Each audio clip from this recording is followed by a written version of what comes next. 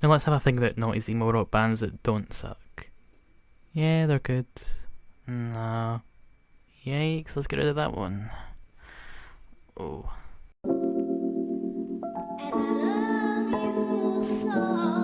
Hello and welcome folks to another quick spin where we'll be talking about your 14-year-old brother's most anticipated album, Mania by Fall Out Boy. Now Fall Out Boy, not that one.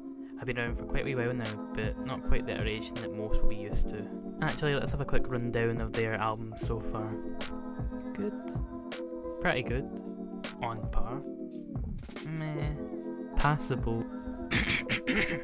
So as you can see, the band started off well and were pretty much on a golden streak up until their hiatus, where they came back with a far more sanitised version of what had came before. I still enjoy some of the tracks on Save Rock and Roll, but I've definitely got the rose-tinted specs on for Fall Out Boy in general, as will a lot of folk that grew up with their stuff, which makes it all the harder to admit that this album is bad, not good. Our first warning sign came in the form of Young and Menace, which is, as you may have guessed, just as terrible as it was when it dropped last year.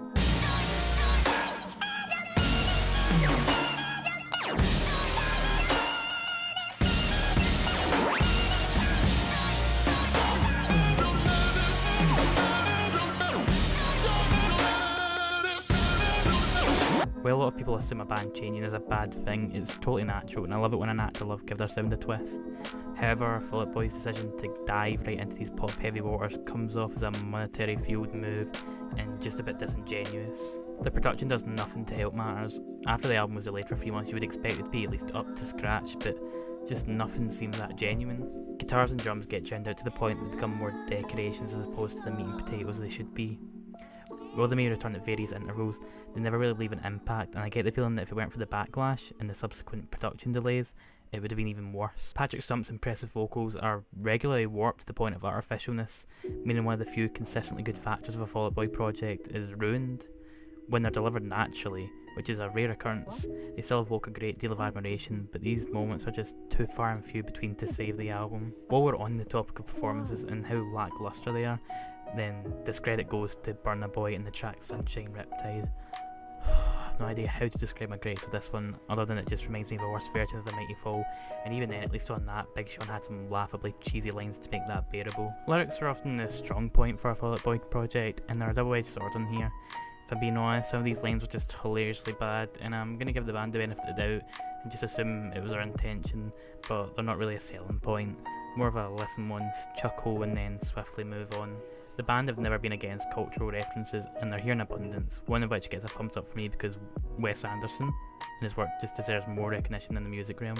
Heaven's Gate isn't by any means a great track, maybe in the context of this album it is, but it feels like the most organic of the lot. Patrick Stump's vocals feel raw and drive a large chunk of the song, with certain lines, specifically, "In the end, if I don't make it on the list, would you sneak me a wristband?" pointed out by my music reviewer dad Spectrum Pulse, reminding you of the band's wittier times before they kinda lost focus, and that's really my main gripe with this album in general, the lack of focus. Every track on here, bar Diamond in the Rough, feel like bad retreads of previous work, or just insincere attempts of Fall Out Boy trying to rejuvenate themselves. I never go into an album wanting to hate it, and while I won't be as hyperbolic as other critics have been, I just dislike this album a fair amount.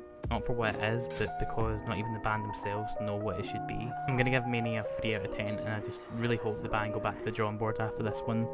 It's early on in the year, so I don't think it'll be bad enough to make it on my worst albums list, but don't be surprised if it does. If you disagree with me, just let me know in the comments and we can have a conversation down there, but in the meantime, take care, stay hydrated, and I'll catch you all later.